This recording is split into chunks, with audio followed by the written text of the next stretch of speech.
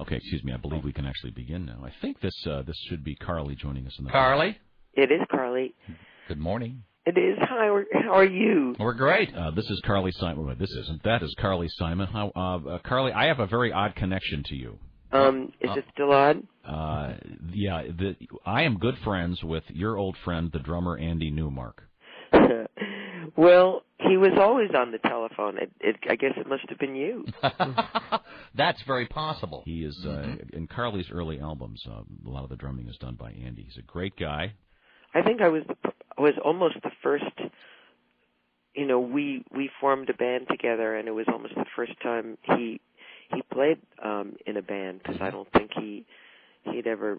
You know, he wasn't serious. He was a baby. He was about 18. Yeah, he went on to play with Sly Stone and Eric Clapton, and just did the Jim Capaldi benefit in London.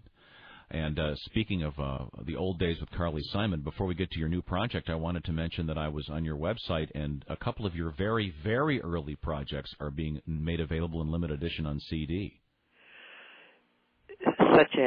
Such as you and your sister. Are you even aware of this? Well, there is a Simon Sisters album. That's right, which I actually have heard, but my sister has not heard. Which I just found out the other day. They didn't send her a copy, unfortunately. But it is it's a compilation of the albums that she and I made together in the '60s, and it's very very charming. It's got an awful lot of real innocence and family harmony. And the new project you have, Carly, is called Into White, and that's Cat Stevens' tune.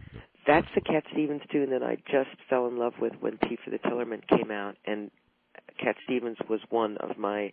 The first time I heard his voice, you know when you hear something new that is not a voice that you've heard before, and probably one that you are going to want to hear for the rest of your life because the attraction is so strong to it. And that's how I felt the first time I heard "Oh Baby, It's a Wild World" and others from that album that I became familiar with first, which is Tea for the Tillerman, by no means his first album, but Into White was probably my favorite song on that album. That album, Tea for the Tillerman, is a collection of deceptively simple songs, but with his wonderful imagination. And then I played for him. I opened his show for him at the Troubadour in Los Angeles, and that was the first time I ever, as a single artist, ever performed live. And I continued to tour with him throughout 1971. And he and I became very good friends, and then I lost touch with him, as most of the people in the music world did, when he married a Muslim woman, and he became Yusuf Islam, and we all wondered about him. Of course, and were anxious to get in touch with him, and actually through Paul Samuel Smith, who was his producer and also my producer for Anticipation, that album, and others as well. I used to hear little stories about him, and I always knew him as Steve because his real name is Steve Dimitri Giorgio. But we all wondered about Cat Stevens, and were hoping that he would put out another album soon. And then 2 years ago, the phone rang on my birthday, and there were a lot of calls coming in that day to wish me happy birthday. And I must have picked up the phone 2 or 3 times when this person, who I assumed was a kook or a quack or some kind of an international operator, said, "Hi, Carly, this is Yusuf." Or, is Carly Simon there? This is Yusuf Islam calling. And I couldn't remember his Muslim name. And so I said, "I'm sorry, you must have the wrong number." And then he called back a third time, and he said, "Carly, don't you remember we used to play together in the 70s? And I just said, "Oh my God, is it you? Is it you? Is it really you?" And he didn't say his name. He didn't confirm that it was Cat Stevens, but I recognized his voice by then.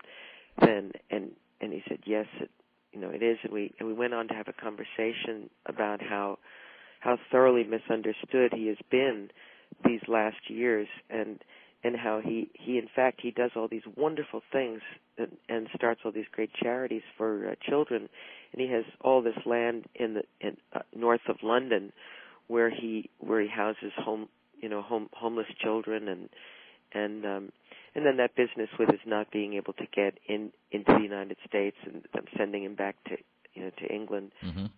We talked about that.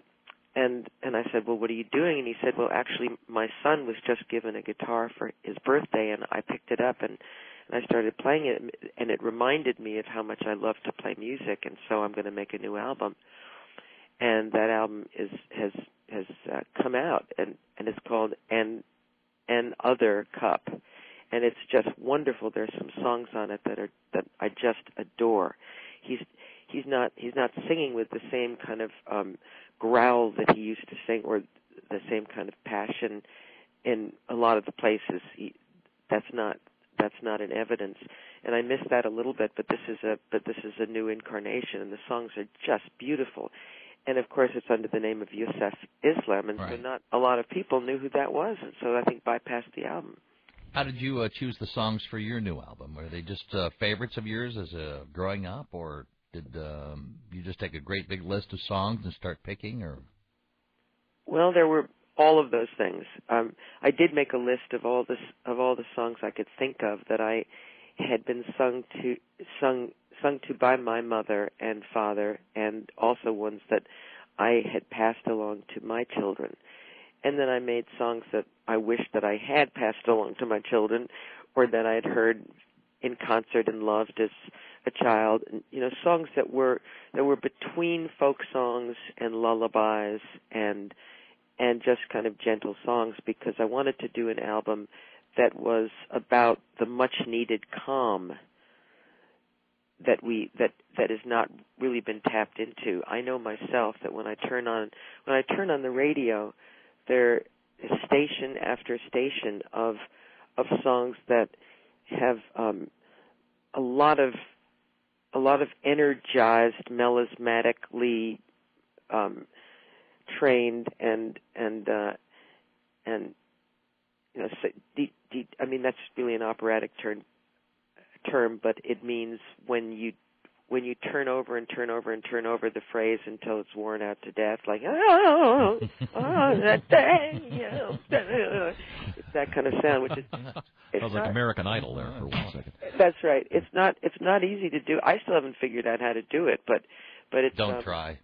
Right, but it's a certain practice that kind of came in, I think, in the early 90s, and is featured along with, I mean, just almost with the exception of one classical radio station in New York, that's what most of the music is. There are occasional AC radio stations, and there are occasional other, but it's so I just thought we just have to get away from this traffic. We have to get away from the noise of sirens and especially the sound that recurs in our minds all the time, which is one of fear and panic.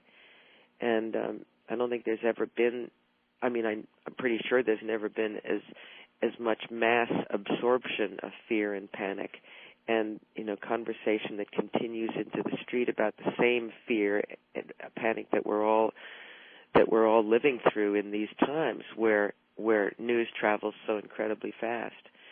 And there has to be a place where you go back to those songs that once and should still soothe you.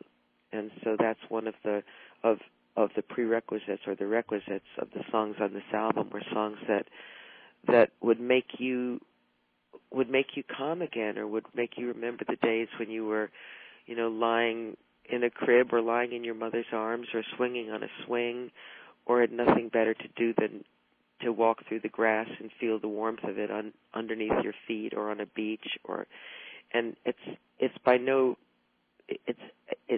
means kind of either new age music or middle of the road music. It's got an other kind of quality, which is I think you can tell that we picked up just about any instrument that we saw on the wall of the studio and played it, because there's a lot of mandolins and kalimbas and high-strung guitars and organic basses and flutes, and there aren't many instruments on the record at all in the first place, but those that are, it's the combination of those instruments that I think make up the sound of the record.